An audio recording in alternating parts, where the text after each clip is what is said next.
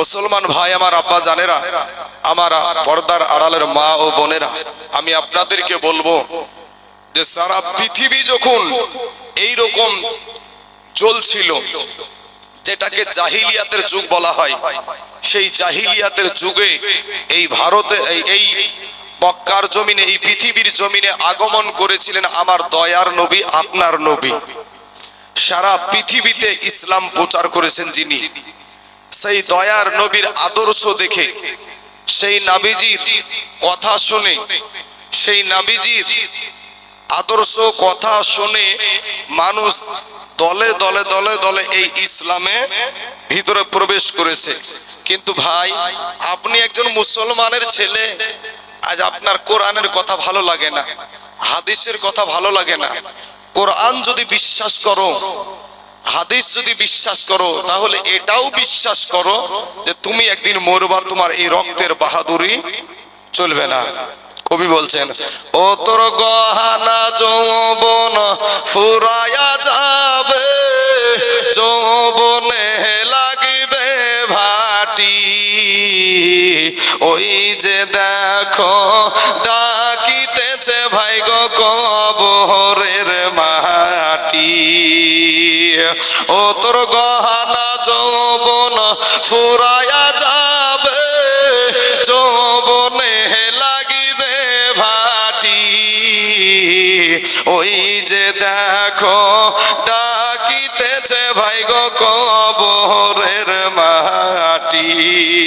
ভাইরে সন্ধ্যার আগে যেদিন ডুবিবে বেলা, এক মুহূর্তে শেষ হইবে তোমার রঙ্গেরি মেলা। ওরে সন্ধ্যার আগে যেদিন এই তাইজুলের ডুবিবে বেলা, এক মুহূর্তে শেষ হইবে তোমার রঙ্গেরি মেলা।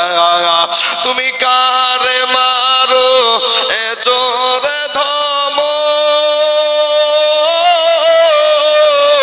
কার মাথায় ভাঙিবা লাঠি, ভাই গো কারে মারো জোরে ধম, কার মাথায় ভাঙিবা লাঠি, ওই যে দেখো ডাকিতেছে ভাই গো কবরের মাটি, ওই যে দেখো ডাকিতেছে বাপ গো কবরের মাটি। ঘুইরা মরো তুমি এই মায়ারি পিছে,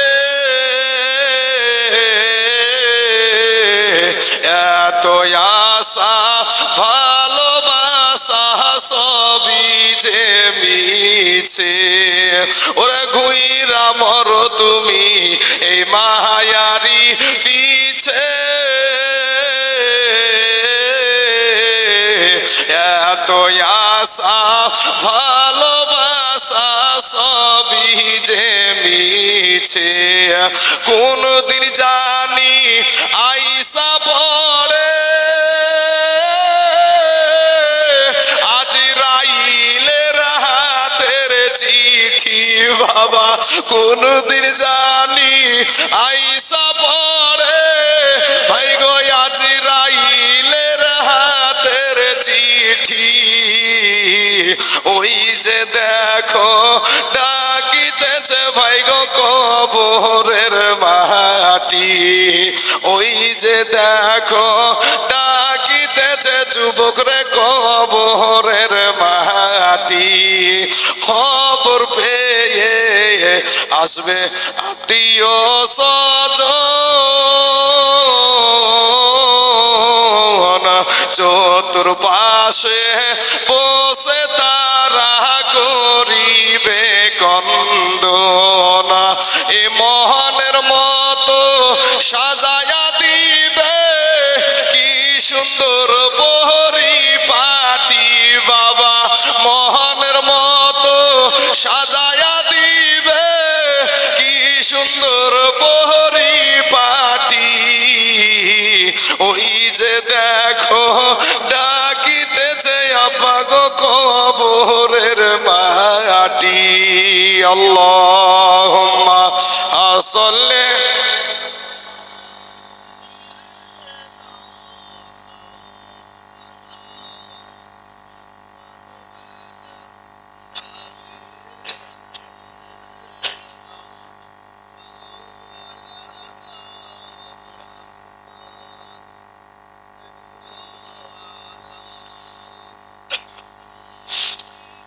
সাল্লাল্লাহু আলা মুহাম্মাদ হরদম জবান পাক নামে মুহাম্মাদ হরদম জবান শফিয়ানা মুহাম্মাদ সাল্লাল্লাহু আলাইহি ওয়াসাল্লাম। তো বাবা, সবার দরজা বন্ধ হতে পারে, পুরো পৃথিবীর দরজা বন্ধ হতে পারে, কিন্তু আমার আল্লাহর দরজা বন্ধ হয় না। সবাই বলে যে নামাজ পড়তেই হবে। আমার এটা মনে হয় যে আমার আল্লাহ পড়তে বলেছেন, কিন্তু আমার আল্লাহর ইচ্ছা যে আপনার সঙ্গে দিদার করবে। জোরে বলেন না সুবহানাল্লাহ। কারণ আমার আল্লাহর কাছে আমরা যখন সেজদায় যাই, তো ইন দি মিন টাইমে আমার আল্লাহর সাথে আর বান্দার সাথে কোনো ফারাক থাকে না, কোনো পর্দা থাকে না, ডাইরেক্ট আল্লাহর সঙ্গে দিদার হয়। জোরে বলেন সুবহানাল্লাহ। ফজরের ওয়াক্ত যখন হয়, আমার আল্লাহ বলে বান্দা সারা রাত তো ঘুমালি, ও বান্দা আয় না আমার সাথে একটু দিদার করতে আয়, আমি আল্লাহর সাথে একটু দিদার করতে আয়। আমার আল্লাহ পাক, আপনার আল্লাহ আপনাকে ডাকে ভাই। আপনার আল্লাহ বলে বান্দা রে, সারা রাত তুই আরাম করে ঘুমালি, তুই ঘুমানোর জন্যই তো আমি রাত দিয়েছি, তোর শরীরটা আরাম করার জন্য আমি রাত দিয়েছি। ও বান্দা তুই সারা রাত ঘুমালি, আয় বান্দা আমার সঙ্গে একটু দিদার করে যা। মুসলমান যখন ফজরের নামাজ পড়লেন, আবার জোহরের টাইম, আমার আল্লাহ বলে বান্দা রে, তুই সারাটা দিন এতটা সেই সকালে আমার সঙ্গে দিদার করেছিস, আর তো সয় না, তুই আয় না, জোহরের রক্ত হয়ে গেল, আয় না বান্দা আমার সাথে আর একবার একটু দিদার কর না। আমার আল্লাহ এইভাবে ডাকতে থাকে। গভীর রাত্রিতে সর্বনিম্ন আসমানে আপনার আল্লাহ, আমার আল্লাহ ভাই একটু দিলখানা নরম করে দেন না ভাই, একটু আপনার জানখানা নরম করে দেন ভাই। শোনা, যাদের জন্য, যাদেরকে আপনি এসআইআর করার জন্য যাদেরকে এত নথি দিচ্ছেন, দিল নরম হচ্ছে না, দিল নরম হচ্ছে না। আর আমার আল্লাহ পাককে একবার যদি আল্লাহ বলে স্মরণ করেন, আমার আল্লাহ 10 বার আপনাকে স্মরণ করে। জোরে বলেন সুবহানাল্লাহ। ও যুবক শোনা, আমার আল্লাহ বলে গভীর রাত্রিতে সর্বনিম্ন আসমানে নেমে আমার আল্লাহ বলে, ও বান্দা দেখ, তুই তাকিয়ে দেখ না, সারা পৃথিবীর মানুষ ঘুমায়া গেছে। ও বান্দা গাছের ডালের পাখিগুলা ঘুমায়া গেছে, বনের পশুগুলা ঘুমিয়ে গেছে, তোর বিবি ঘুমিয়ে গেছে, তোর মা বাবা ঘুমিয়ে গেছে। ও বান্দা আমি তোর আল্লাহ, আমি তোর রব, আমি তোর সৃষ্টিকর্তারে বান্দা, বান্দা আমি তোর জন্য তোকে ডাকতেছি, তুই গুনাহ করেছিস, ও বান্দা তুই আয় আমার কাছে, আয় আমার কাছে, তুই তওবা করে গভীর রাত্রিতে আমাকে ডাক, আমি আল্লাহ তোর জীবনের গুনাহকে মাফ করে দিব। জোরে বলেন সুবহানাল্লাহ। এ যুবক, তারপর আমরা আল্লাহকে ডাকতে রাজি না ভাই। শোনা, আমি আপনাদেরকে বলবো মাস্তানি করিও না ভাই, যৌবনের বাহাদুরি দেখায়ও না ভাই। আমি তাইজুল ইসলামকে যদি তোমরা পা দুখানা আগায়া দাও, তোমাদের পায়ে হাত দিতে রাজি আছি ভাই রে, কিন্তু নবীর আদর্শ, তুমি নবীর আদর্শ থেকে দূরে চলে যেও না। তুমি যদি সম্মানের জায়গায় উঠতে চাও, তাহলে জানবা যে নবীর আদর্শ অনুযায়ী সম্মানের জায়গায় উঠা যায়। একটা যুবক ছেলে যদি মদখোর, গাঁজাখোর, হিরোইন খোর থেকে 5 ওয়াক্ত নামাজি হয়ে যায়, বলেন তো আস্তে আস্তে আস্তে আস্তে ওই মানুষটাকে মানুষ ভালোবাসে না, বাসে না? কেউ যদি তাকে আবার অকট্ট ভাষা বলতে যায়, তো আরেকজন উঠে বললে, এই আগে যা ছিল ছিল, এখন ছেলেটা আলাদা হয়ে গেছে, এখন ছেলেটা আলাদা হয়ে গেছে, ওকে কিছু বলবি না। কি সমাজে আছে না না এরকম? তো আমি যুবক ভাইদেরকে বলবো, ভাই আমি তোমাদেরকে বলবো, এই যে রাস্তাটা আছে, এই রাস্তা দিয়ে অনেক গাড়ি ঘোড়া চলে, তো এই গাড়ির ড্রাইভারেরাও, এমনও ড্রাইভার আছে 5 ওয়াক্ত নামাজ পড়ে, আছে না নাই গো? পাঁচ ওয়াক্ত নামাজ পড়ে, কিন্তু তুমি যুবক ভাই কেন পারবা না? তুমি তোমার কালেমার ভাই মুসলমান ছেলে, একটা গাড়ির ড্রাইভার যদি পাঁচ ওয়াক্ত নামাজ পড়তে পারে, তুমি কেন পারবা না? একটা মুনিশ খাটা ছেলে মুনিশ খেটে ভাত খাই, এরপরেও পাঁচ ওয়াক্ত নামাজ পড়ে, তুমি কেন পারবা না ভাই? এমনকি ডাক্তার মশাই, ডাক্তার আছে, এক টাকাও বাবাজি বেফালতু ফিজ নেয় না, এরকম ডাক্তার আছে না নাই সমাজে? আছে। তো এই ডাক্তার হওয়ার পরেও পাঁচ ওয়াক্ত নামাজ পড়ে, পুলিশে চাকরি করে তারপরেও পাঁচ ওয়াক্ত নামাজ পড়ে, কিন্তু তুমি কেন পারবা না রে ভাই? আমি একটা কথাই বলি যে মুসলমানের ছেলে ইঞ্জিনিয়ার হবে, এটা মুসলমানদের গৌরব। এটা মুসলমানের ছেলে মাস্টার হবে, ডাক্তার হবে, উকিল হবে, ব্যারিস্টার হবে, এটা মুসলমানদের গৌরব। কিন্তু যে যে শিক্ষা করেছো ঠিক আছে, কিন্তু তুমি বেয়াদব হইও না। আমার কথাটা বুঝতে পারলেন কিনা? আপনি যে শিক্ষায় শিক্ষিত করছেন আছেন ঠিক আছে, কিন্তু বেয়াদব হইও না। শোনা, আল্লাহকে পাওয়ার জন্য, নবীকে পাওয়ার জন্য একটু দিলখানা নরম করে দিয়ে, ও যুবক, তোমরা তো যুবক ছেলে, তোমাদের অতি জ্ঞান আছে, ভালো ছেলে, কিন্তু দেখো তোমাদের চাইতে ছোট ছোট দুইটা নাবালক ছেলে, মুআজ আর মুআব্বাদ, দুইটা ছেলে মাঠে খেলা করছে মসজিদে নবাবির পাশে। মসজিদে নবাবি বলতে কি? নবীজির যে মসজিদ, মদিনা শরীফে নবীজির যে মসজিদ, সেই মসজিদে আমার নবীজি বলছেন বদরের যুদ্ধে যেতে হবে, তোমরা কে কে যেতে রাজি আছো বলো? সঙ্গে সঙ্গে খেলা বন্ধ করে দিলেন দুইটা নাবালক ছেলে।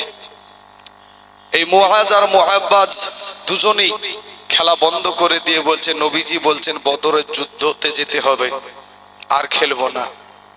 কে ডাক দিয়েছে? নবীজি ডাক দিয়েছে। আজ আপনার মুয়াজ্জিন সাহেব পাঁচ ওয়াক্ত আপনাকে ডাকে ভাই, পাঁচ ওয়াক্ত আমার আল্লাহ পাকের ধ্বনি দিয়ে পাঁচ ওয়াক্ত আপনাকে ডাকে, হাইয়া আলাস সালাহ, হাইয়া আলাস সালাহ। আপনি কান্দেন না। ওই দুইটা নাবালক ছেলে তোমাদের মতনই, তাদের দুইটা পা, দুইটা হাত, দুইটা চোখ, এইগুলা দিয়ে তারাও তুমি যেমনি ভাবে চলাফেরা করছো, সেই দুইটা ছেলেও কিন্তু অনুরূপ একই ধরনের। দুইটা ছেলে একটা দৌড় দিয়ে, বাবা কোথায় যাবে গো? সর্বপ্রথম চলে গেলেন তার মা জননীর কাছে। মায়ের কাছে গিয়ে বলে, মা গো বিদায় দাও গো মা, বিদায় দাও। মা জননী ডাক দিয়ে বলে, বেটা রে কিসের বিদায় দিব? আল্লাহর কোরআনের আয়াত তেলাওয়াত হয়ে গেল, ওয়ালা তাকুলু লিমান ইউকতালু ফি সাবিলিল্লাহি আমওয়াত বাল আহইয়াউ ওয়ালাকিন লা তাশউরুন। আল্লাহর রাস্তায় যারা জীবন দেয়, আল্লাহর রাস্তায় যারা মৃত্যুবরণ করে, তাদেরকে মরা বলিও না, বরং তারা জিন্দা। জোরে বলেন না সুবহানাল্লাহ। আমেরিকার প্রধানমন্ত্রী একবার ইরানকে, যে ইরানের সাথে আর ইসরায়েলের সাথে কিছুদিন আগে যুদ্ধ চললো, তা আমেরিকার একবার প্রধানমন্ত্রী বলেছিল ইরানকে, তুমি যদি এই কাজ না বন্ধ করো, তাহলে তোমার সাথে যা খাদ্য দ্রব্যের যে সমস্ত চুক্তি আছে সব বন্ধ করে দেব। ইরানের প্রধানমন্ত্রী বলেছিল যে তুমি কাকে বেটা ভয় দেখাও? যেই জাতি আল্লাহকে খুশি করার জন্য এক মাস না খাইয়া থাকে, জোরে বলেন সুবহানাল্লাহ। যেই জাতি আল্লাহকে খুশি করার জন্য এক মাস, 12 মাসের মধ্যে এক মাস কোন মাসে আমরা না খেয়ে থাকি গো? রমজান মাসে। তো যেই জাতি রমজান মাসে এক মাস না খেয়ে থাকে, সকাল থেকে নিয়ে সুবহে সাদেক থেকে নিয়ে একেবারে আপনার সূর্য অস্ত পর্যন্ত, এই টাইমটাতে আমাদের পানাহার বন্ধ থাকে, হারাম থাকে। এই হারাম অবস্থায় যদি কেউ মনে করে আমি টয়লেটের ভিতরে ঢুকে ভাত খাইয়ে নিব, কেউ জানতে পারবে গো? কেউ জানতে হবে না। তো বাবাজি শোনা, তারপরেও কিন্তু আমরা যদি ভাত খেয়ে নি, ফেরেশতা কি লাঠি দিয়ে মারবে আমাদেরকে? তাও মারবে না, কিন্তু আমরা তাও খাই না, এত কষ্ট পাই। এমনও মানুষ এখানে আছে, কিছু বৃদ্ধ মানুষকে জিজ্ঞেস করলে পাওয়া যায় যে ওই চাচারা বলে যে আগে এত কঠিন দিন হতো, রৌদ্রের তাপ, তো ভিজা গামছাকে ভিজাতো, গামছাকে ভিজিয়ে শরীরে দিয়ে কাজ করতো, তারপরে রোজা ছাড়তো না। এরকম এই আমার বৃদ্ধ বাবজিদের এখানে যারা বৃদ্ধ মানুষ, এই মানুষগুলা বুঝে হ্যাঁ হ্যাঁ হ্যাঁ। তো এরকম ঘটনা গেলে এখন তো আমাদের সহজ রোজা, এখন আমাদের জন্য সহজ রোজা, তারপরেও রোজা ছেড়ে দেয়। তো বাবাজি রোজার সম্পর্কে আমি যাচ্ছি না। তো মুসলমান ভাই,